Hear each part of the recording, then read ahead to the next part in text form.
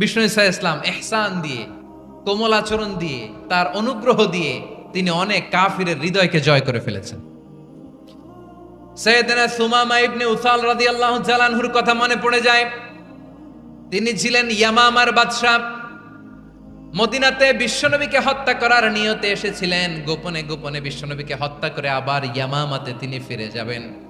কিন্তু কি অবাক করা কাণ্ড, হত্যা করতে পারে নাই, সাহাবাদের হাতে তিনি ধরা পড়ে গেলেন। সাইয়েদনা সুমামা ইবনে উসাল রাদিয়াল্লাহু তাআলা আনহু হত্যার নিয়তে আসলেন, কিন্তু হত্যা করতে পারলেন না। সাহাবারা ওনাকে ধরে ফেললেন, ধরে মসজিদে নববীর পিলারের মধ্যে বেঁধে রাখলেন। সুমামা ইবনে উসাল, সিরাত থেকে শুনেন, সিরাত থেকে শোনাচ্ছি। রাদিয়াল্লাহু তাআলা আনহু ইয়ামামার অধিপতি ছিলেন। ইয়ামামা বিশ্বনবীকে হত্যার জন্য আসছেন, ধরা পড়ে গেছেন, এখন মসজিদে নববীতে বেঁধে রাখছেন, তার মানে বন্দী। এখন স্ট্যাটাস কি? বন্দী, ক্যাপটিভ। বিষ্ণু ঈসা ইসলাম সাহাবাদেরকে বললেন, তার খোঁজ খবর নিও, সুমামা ইবনে উসালের খোঁজ খবর নিও। সাহাবার বলেন, ইয়া রাসূলুল্লাহ, আপনাকে হত্যা করতে এসেছে, তার তো কঠিন ক্যাপিটাল পানিশমেন্ট হওয়া দরকার, কঠিন শাস্তি হওয়া দরকার। বিশ্বনবী বললেন, না, আমি যেটা জানি তোমরা সেটা জানো না, তোমরা সুমামার সাথে ভালো আচরণ করো। বিশ্বনবী সুমামার কাছে গেলেন। প্রথম দিন যে তিনি কালেমার দাওয়াত দিলেন, ইমানের দাওয়াত দিলেন, ইসলামের দাওয়াত দিলেন, রিসালাতের দাওয়াত দিলেন, আখিরাতের দাওয়াত দিলেন। পরের দিন যে বিশ্বনবী সালাতের দাওয়াত দিলেন, যাকাতের দাওয়াত দিলেন, ইসলাম কি, কিভাবে, কেমন করে পালন করতে হয় চমৎকার আর্টিকুলেট করতে শুরু করলেন। তন্ময় হয়ে সুমামা ইবনে উসাল রাদিয়াল্লাহু তাআলা আনহু বিশ্বনবীর কথাগুলো শুনতে আরম্ভ করলো। একদিন নয়, 2 দিন নয়, টানা 3 দিন বিশ্বনবী সুমামার কাছে ইসলামকে প্রেজেন্ট করেছেন, উপস্থাপন করেছেন। আওয়াজ করে বলেন, কয় দিন? 3 দিন। 3 দিন মসজিদে নববীতে বাধা। আর সাহাবীদেরকে বললেন, তার খোঁজ খবর নিও, তোমরা যে রুটি বানাও এর মধ্যে সবচেয়ে ভালো আটার রুটিটা তারে দিও, সবচেয়ে রিফাইন্ড খেজুর, যেটা পিওর খেজুর, এটা তারে দিও। আর বিশ্বনবী নিজের উট থেকে দুধ দহন করে ওনার বাড়ির এক কর্মচারীকে বলেছেন, দুধ দহন করে সুমামার জন্য নিয়ে যেও। সুবহানাল্লাহ পড়বেন না? সবাই তো অবাক, ইয়ামামা থেকে আসছে নবীকে হত্যা করতে, বিশ্বনবী দেখে তারে জামাই আদর করে, তাকে মজার মজার খাবার দিও, দুধ দিও, আদর আপ্যায়ন করো। একদিন নয়, 2 দিন নয়, টানা 3 দিন বিশ্বনবী এভাবে সুমামার কাছে যেয়ে ইসলামকে প্রেজেন্ট করতে আরম্ভ করলেন, ইসলামকে উপস্থাপন করতে শুরু করলেন। আর তাকে চমৎকার এন্টারটেইনমেন্ট, আপ্যায়ন দিতে আরম্ভ করলেন। টানা 3 দিন যখন ইসলামের দ্য বিউটিজ অফ ইসলাম, ইসলামের সুমহান বাণী, সৌন্দর্য তার কাছে উপস্থাপন শেষ, তাকে আপ্যায়ন শেষ, বিশ্বনবী বললেন সাহাবাদেরকে, যাও এবার সুমামার হাতের পায়ের রশি দুটো খুলে দাও। তারা বললেন, ইয়া রাসূলুল্লাহ, কি বলেন আপনি? ও তো হত্যাকারী, সুযোগ পায় নাই, আপনারে মারতে পারে নাই, ছেড়ে দিলে আবার ও আপনার উপর তলোয়ার নিয়ে ঝাঁপিয়ে পড়বে। নবী, এই সিদ্ধান্ত আপনি নিতে যাবেন না। বিশ্বনবী বললেন, যেটা বলেছি সেটা করো, সুমামার রশিগুলো ছেড়ে দাও, সুমামার হাতে পায়ের রশিগুলো যে তোমরা খুলে দাও।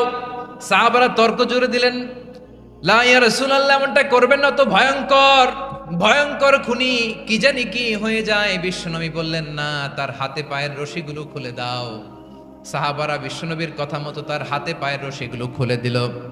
সুমামা মুহূর্তের মধ্যে মসজিদে নববী থেকে বের হয়ে ইয়ামামায় ফিরে না যে মসজিদে নববীর পাশে একটা খেজুর বাগান ছিল, সেখানে চলে গেলেন। সেখানে একটা ছোট্ট কুয়া ছিল, কুয়ার পানি দিয়ে তিনি গোসল করলেন। সুবহানাল্লাহ পড়েন। কুয়ার পানি দিয়ে গোসল করে মসজিদে নববীর সামনে এসে বিশ্বনবী এবং সাহাবাদের সামনে দাঁড়িয়ে সাব্বাবা উঁচু করে বললেন, আশহাদু আল্লা ইলাহা ইল্লাল্লাহ ওয়া আশহাদু আন্না মুহাম্মাদান আবদুহু ওয়া রাসূলুহু। আল্লাহু আকবার। আমি সাক্ষ্য দিচ্ছি আল্লাহ ছাড়া কোনো ইলাহ নাই, আর মুহাম্মদ আল্লাহ তাআলার প্রেরিত বান্দা এবং রাসূল। প্রিয় ভাইয়েরা, ইহসান দিয়ে যা জয় করা যায়, কঠোরতা দিয়ে সেটা কঠিনকালেও জয় করা যায় না। আওয়াজ করে বলেন, ঠিক কি না?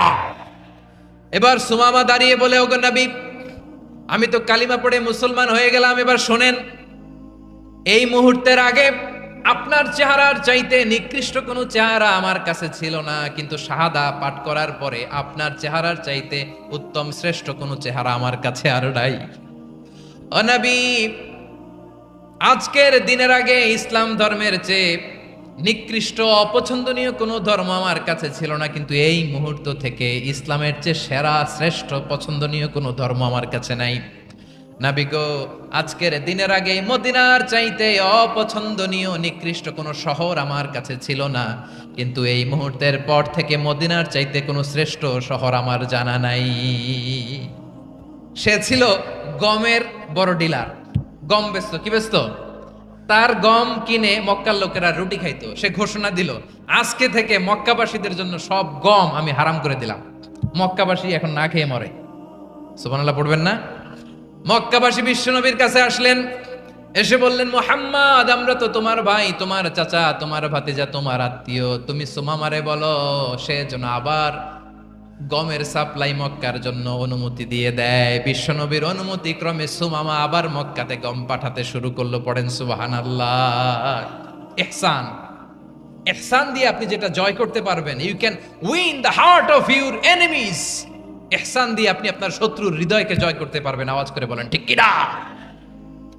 এজন্য আল্লাহ বললেন, ওয়া আনফিকু ফি সাবিলিল্লাহি ওয়া লা তুলকু বিআইদিকুম ইলাত তাহলুকা ওয়া আহসিনু ইন্নাল্লাহা ইউহিব্বুল মুহসিনিন। তোমরা আল্লাহর রাস্তায় দান করবে আর নিজেরা নিজেদেরকে ধ্বংসের হাতে ঠেলে দিও না। তোমরা একে অপরের প্রতি ইহসান করবে, কারণ ইহসানকারীদেরকে আল্লাহ বড্ড ভালোবাসেন। সুবহানাল্লাহ পড়েন। আবার সূরা রহমানে আল্লাহ বললেন, হাল জাযাউল ইহসানি ইল্লাল ইহসান ফাবিআইয়ি আলা, সবাই পড়েন, ফাবিআইয়ি আলাই রাব্বিকুমা তুকাযযিবান। ইহসানের প্রতিদান হিসেবে ইহসানি হয়। বিশ্বনবী সুমামার প্রতি যেমন ইহসান করেছেন, সুমামাও ঠিক তেমন ইহসান ফিরিয়ে দিয়েছে। ঠিক কিনা বলেন?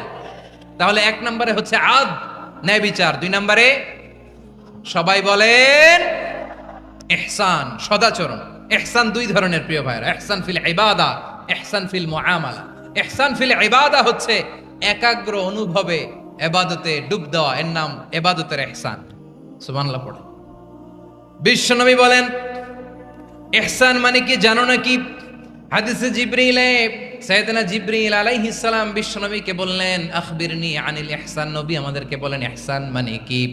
বিশ্বনবী বললেন, আনতা আবুদাল্লাহ কাআন্নাকা তারাহু ফাইন লাম তাকুন তারাহু ফাইন্নাহু ইয়ারাক। ইহসান মানে হলো এমন ভাবে তুমি আল্লাহর সামনে নিজেকে উজাড় করে ইবাদত করবে, তুমি ভাববে তুমি আল্লাহকে দেখতে পাচ্ছ। আর এটা যদি ভাবা তোমার জন্য কঠিন